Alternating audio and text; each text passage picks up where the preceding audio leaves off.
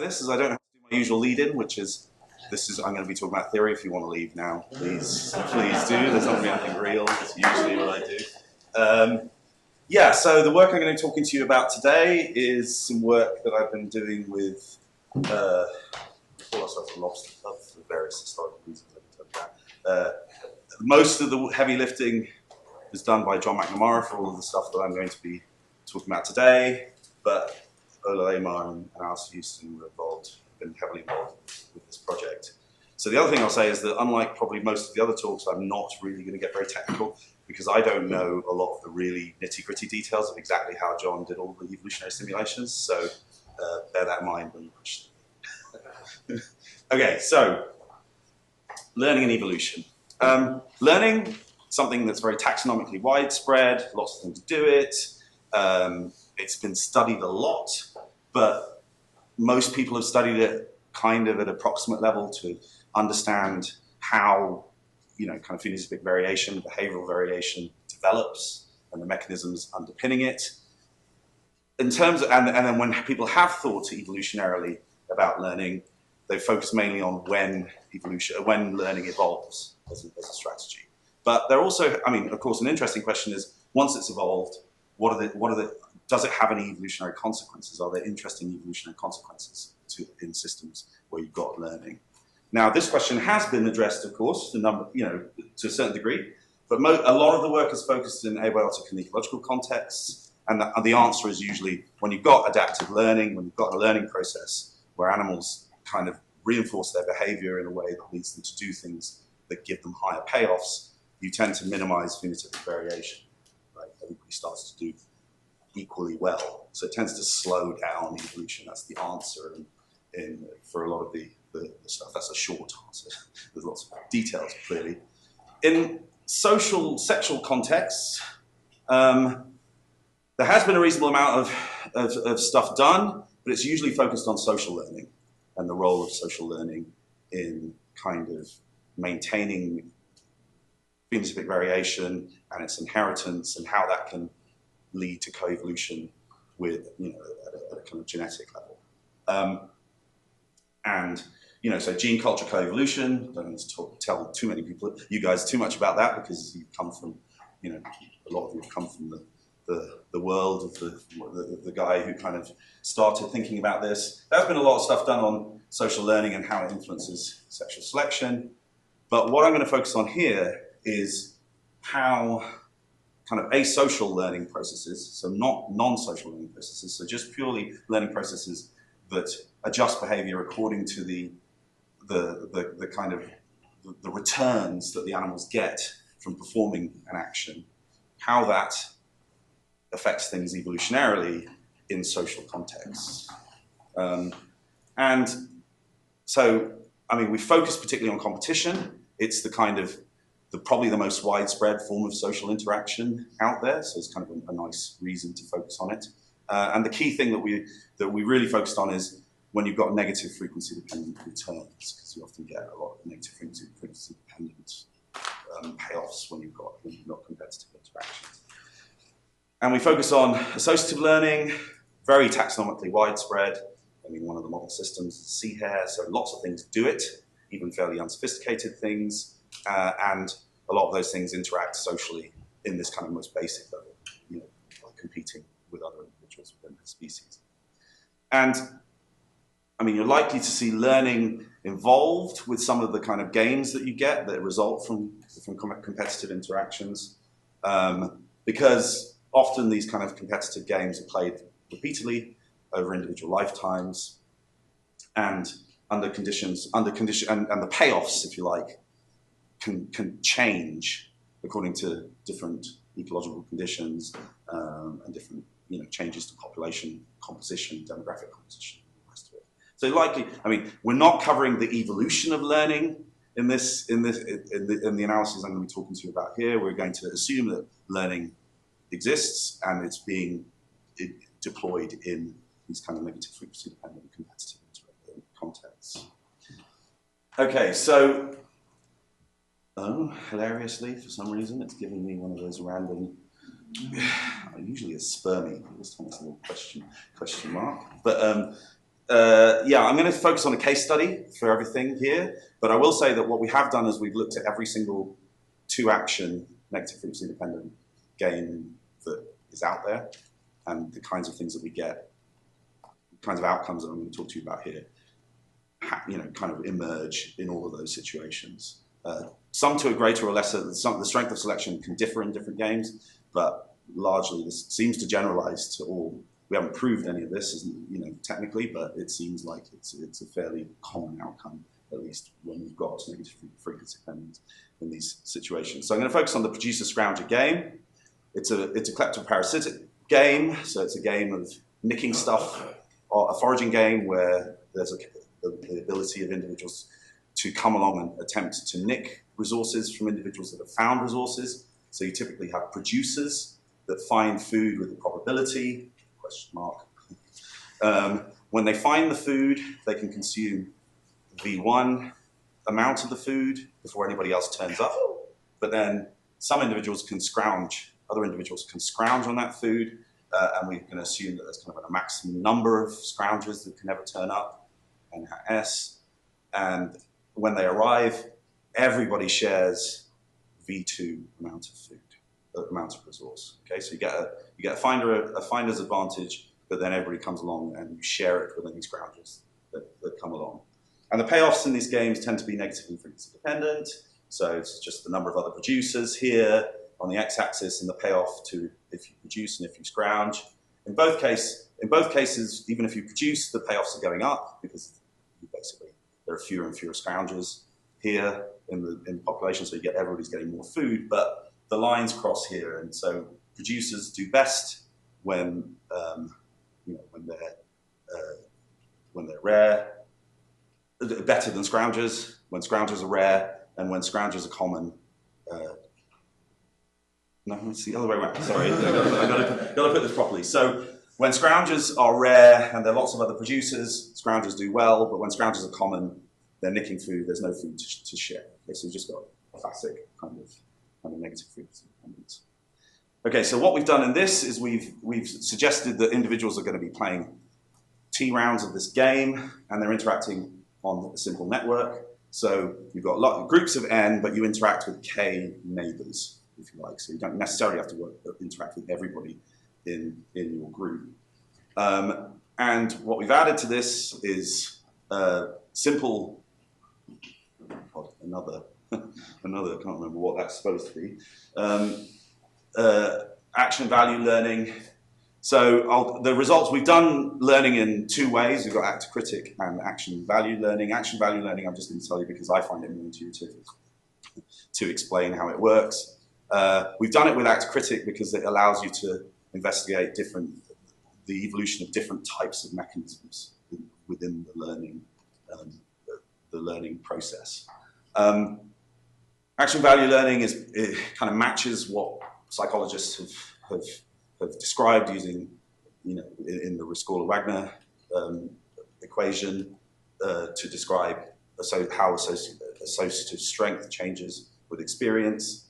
And basically, individuals have kind of subjective estimates of the current reward of choosing one or other of the actions, P or S, QP and SIT, to choose to produce with probability PIT and S otherwise. And basically, you update Q, PIT, and S, Q, SIT according to the reward that you get. So P is updated in this way, as you experience things, and the kind of these subjective kind of valuations that you take are updated according to these equations. And the key thing to note here is this parameter alpha, which is the learning rate, just basically how strongly you're influenced, how much you value subjectively the different rewards, the different taking the different actions, how much that's dependent on recent experience, how strongly it's dependent on recent experience. So the higher alpha is, the faster the learning rate. Usually it's interpreted as a learning rate parameter. So first of all, in order to understand the evolutionary consequences, I just have to walk you through the kind of developmental consequences of having which was the subject of a paper we published in 2022 in Proceedings. But it's important to understand the evolutionary consequences, to understand these developmental consequences.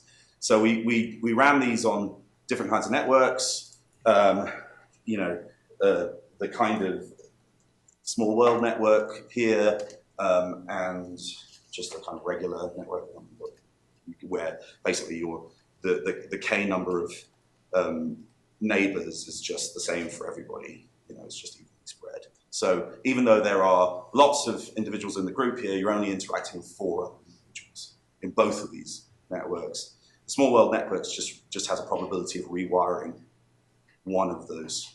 So you're not necessarily just kind of, there's a bit of stochasticity in the way that the networks are distributed within the group. And what you typically find when you've got reinforcement learning of any kind, developmentally, are things like this. You get this is just showing the probability of producing as a function of the rounds playing the game.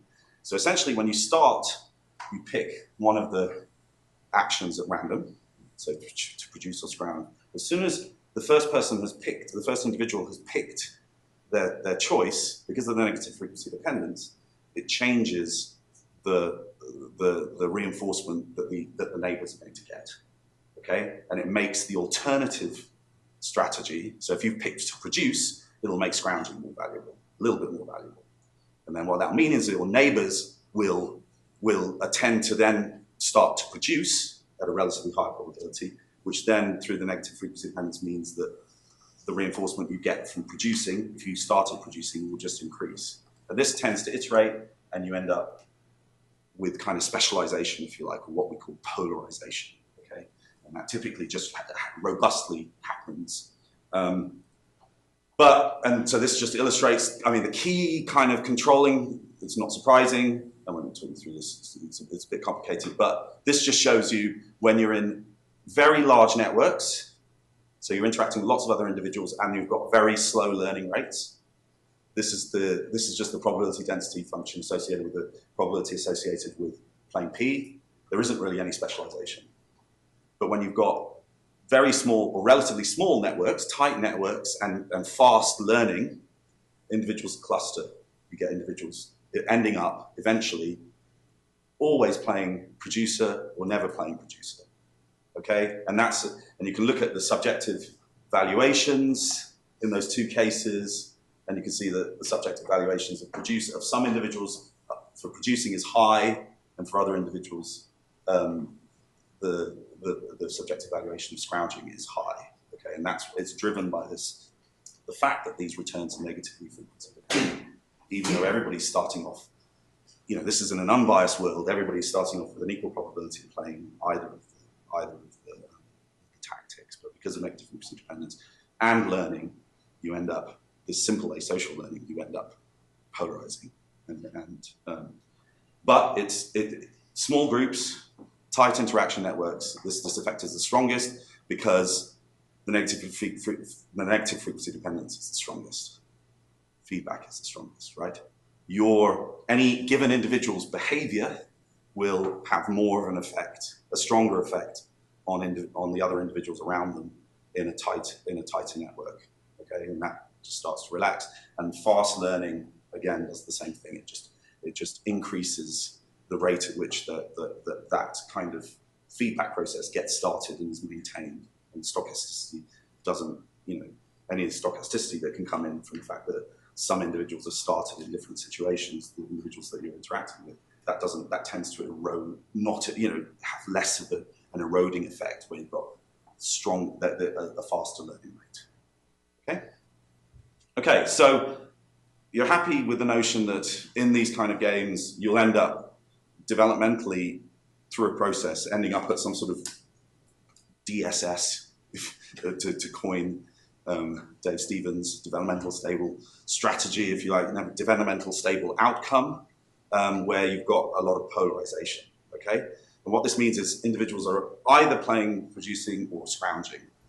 But the key thing when you're trying to think about the evolutionary consequences of this is that in any of these games, these negative frequency dependence games, at equilibrium, at this DSS, the individuals that are stuck playing one of the strategies are going to get a lower payoff than the individuals that are stuck at the other. Because in all of these games, there's one strategy that's slightly more pro-social than the other. Okay, so in the producer-scrounger game, the producer is more pro-social than the scrounger. Hawk-dove game, dove is more pro-social. And it's the more pro-social strategy, if you're stuck playing that, you end up having a lower payoff when you reach these polarized outcomes. There's no incentive to change your behavior still, because you'll get even lower if you did something different, but you end up getting lower payoffs at this DSS. And so what this does is it generates selection on biasing your behavior so that you're not likely to end up stuck playing the pro-social behavior. Okay, and that's the root of the evolutionary consequences. I'm just going to go through. These are the kind of newer results. So this shows you action value learning and actor critic learning. The difference is that what you can look at is the evolution of the bias in the rate at which you value how much value you get to returns that you get from playing one strategy over the other. You can get a bias in that, so it becomes unequal. And actually, this diagram just shows you that the bias, you get a bias against producing, evolving, and it's evolutionarily stable. And the reason you can do that, we tried this in actor critic too, is because there's a different thing here. It's like the initial probability of playing, the initial bias towards playing one or the other. And again, you get this bias away from it. But probably the more interesting thing about this is that even though these are ESSs, they're equally evolutionary minima. Okay, and that's because of the negative frequency dependence.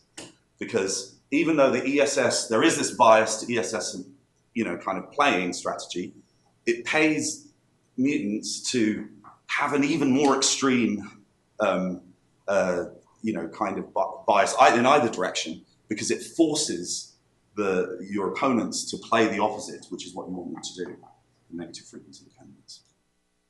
Okay, so this is very, very general. It's strong. Some of these kind of dips and things, the minima are shallower and deeper in different games. So, for example, the Hawk-dove game, it's not quite as deep as this. It's not quite as nice. It's one of the reasons I didn't do the Hawk-dove game. It doesn't look quite as pretty, but you certainly get it. We've also tried it in some sexual selection games, like Call a Satellite kind of games and things like that. And you get the same result. And then basically, this maintains a lot of variation.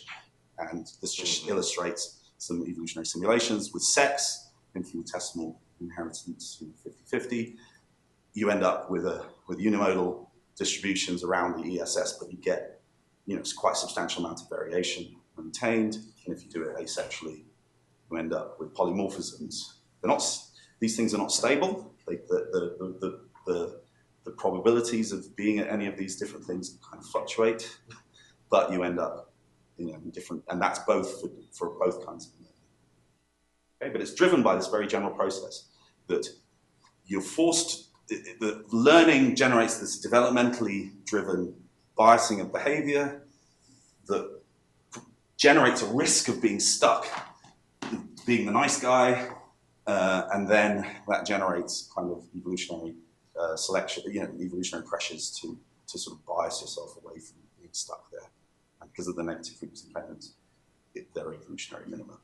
So that's it. I mean, I kind of finished very quickly, remarkably quickly, but hopefully we can have a bit of discussion about this. So, the take-home messages: asocial reinforcement learning with negative frequency dependent rewards. These get initial arbitrary choices of actions, reinforces the value of the original action because of the impacts on what your neighbors are valuing, and polarization or specialization develops. It's stronger in smaller groups and with faster learning rates. So this we would then predict from this kind of analysis that you would expect these kind of pressures from learning to evolve in systems where you've got relatively tight interaction rates, and you want to be adjusting your behavior very strongly to recent experience.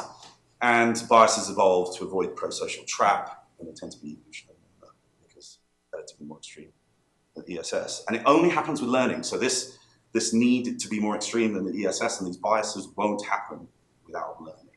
Learning is really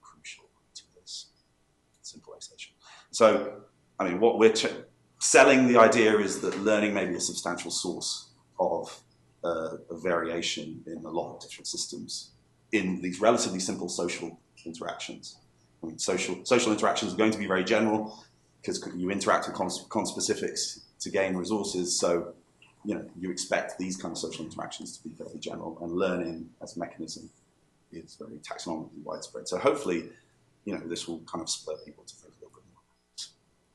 So, I'm sorry, that's the polarization metric that we used to describe polarization, but anyway, it's based on something that you guys might like, the rights fixation index. I didn't do this on purpose, but it's just, I tend to have it at the end of the slide just in case anybody asks me technical questions. But, that's it. Thank you very much.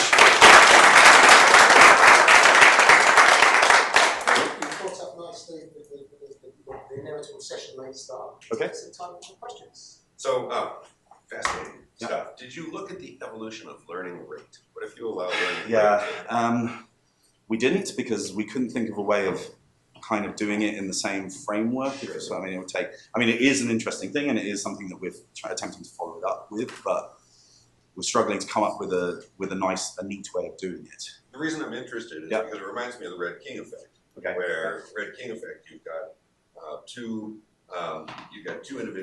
sides involved in a mutualism. The more slowly evolving one often gets the much better deal because its hands are tied. And so here, one form of biasing yourself is starting out fairly neutral but learning slowly. Yes. No. Sure. No. That's interesting, actually. Yeah. I don't think we looked at. One way we could do that is allow the learning rate parameter to evolve. Yes. I don't think that's something that we did. It would be very interesting to see, because you'd have this feels like a situation that's just designed for getting you into one of these Red King kind of. One of the things I will say is that we also did it with skill. So even if it's not learning, you can also get, if you allow there to be some sort of a parameter that explains how good you are at playing those different things, you will also get biases. It just shows you that this should lead to a co-evolution of mechanisms controlling behavior as well as the behavior itself and variation. But yes, that's good. It's an interesting thing. I think we'll definitely kind of have a go. Yeah, other questions? Okay, good. If not, thank you very much.